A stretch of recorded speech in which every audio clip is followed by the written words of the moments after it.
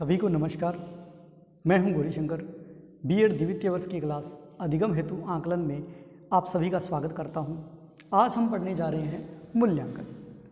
मूल्यांकन किसे कहते हैं? मूल्यांकन वह प्रक्रिया है जिसके आधार पर हम किसी छात्र के ज्ञान का आकलन कर सकते हैं।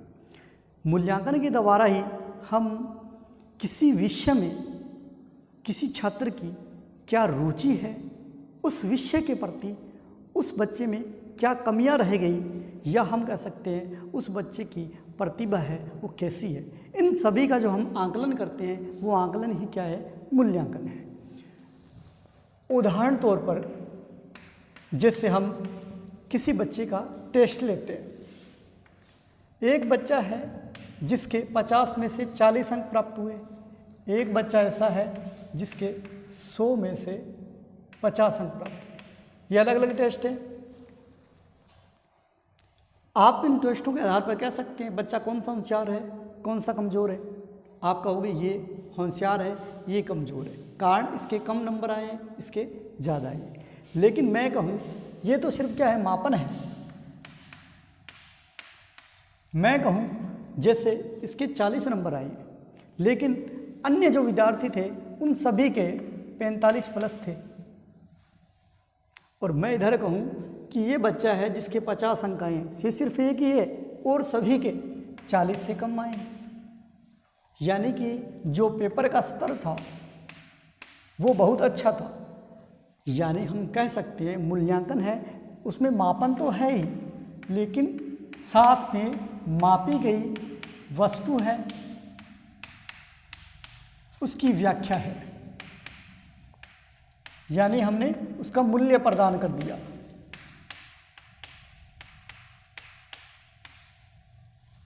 यानी मूल्यांकन है, उसमें मापन तो होता ही है, साथ में मापी गई वस्तु है, उसकी व्याख्या है। यानी हमने उसका मूल्य प्रदान कर दिया। वो क्या है?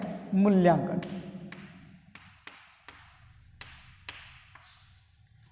मूल्यांकन की परिभाषा है M.N. दांडेकर के अनुसार। M.N. दांडेकर ने कहा है कि मूल्यांकन जो है वो शैक्षिक उद्देश्यों को बालक द्वारा किस सीमा तक प्राप्त किया गया है, यह ज्ञात करने की व्यवस्थित प्रक्रिया ही क्या है? मूल्यांकन है। यानी कि जो दांडेकर है वो कहते हैं शैक्षिक जो उद्देश्य है, शैक्षिक उद्देश्यों को बालक द्वारा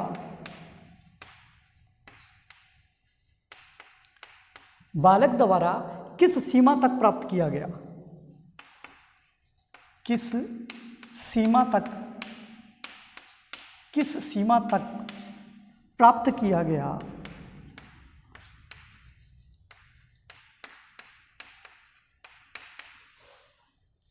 किस सीमा तक प्राप्त किया, यह ज्ञात करने की व्यवस्थित प्रक्रिया है वो क्या है? मूल्यांकन है। दूसरी जो परिभाषा है वो कोठारी आयोग के अनुसार। कोठारी आयोग आपको पता है 1964-66 कोठारी आयोग ने परिभाषा दी है कि मूल्यांकन एक कर्मिक प्रक्रिया है। मूल्यांकन एक कर्मिक प्रक्रिया है। मूल्यांकन एक कर्मिक प्रक्रिया है जो संपूर्ण शिक्षा प्रणाली का अंग है, जो कि संपूर्ण शिक्षा प्रणाली है उसका एक महत्वपूर्ण अंग है, उसका एक महत्वपूर्ण अंग है, जो कि शैक्षिक उद्देश्य उससे घनिष्ठ संबंधित है। यानी मूल्यांकन है वो एक कर्मिक प्रक्रिया है जो संपूर्ण शिक्षा प्रणाली है उसका एक अंग है, और ये जो शैक्षिक उद्देश्य है उससे घनिष्ठ संबंधित है। क्लियर है?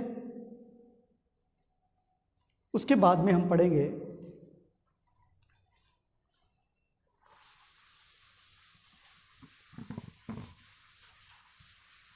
मूल्यांकन के या मूल्यांकन प्रक्रिया के अंग।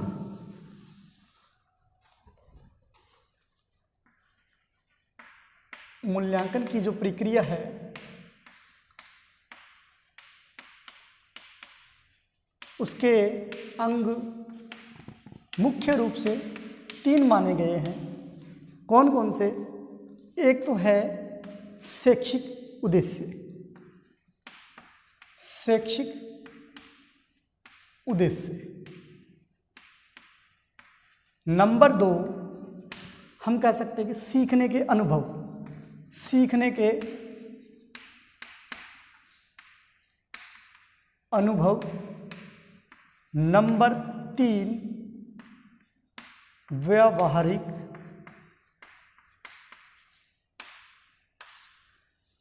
परिवर्तन।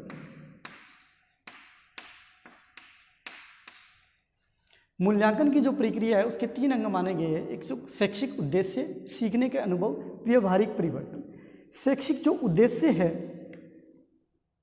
उसमें बच्चे ने किस सीमा तक सीखा, किस सीमा तक सीखा, किस सीमा तक सीखा, ये जानना मूल्यांकन का उद्देश्य होता है। यानी मूल्यांकन की जो प्रक्रिया है उसमें किसी बच्चे ने किस सीमा तक सीखा, ये जानना ही क्या है? मूल्यांकन है। उसके बाद में सीखने के अनुभव, यानी कि सीखने के अनुभव अथवा शिक्षण जो प्रक्रिया है इसके द्वारा छात्रों ने शैक्षिक उद्देश्यों की ओर ले जाने में वो कहाँ तक सफल हुआ या नहीं, ये जानना ही क्या है? मूल्यांकन है। तीसरा है व्यवहारिक परिवर्तन।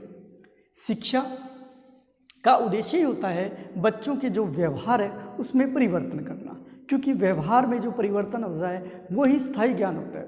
यानी मूल्यांकन है वो हमारे अंदर जो व्यवहार है उसमें जो परिवर्तन कर देता है, वो परिवर्तन ही क्या है? हमें सीखने के लिए प्रेरित करता है, या हम कह सकते हैं वो स्थायी ज्ञान होता है।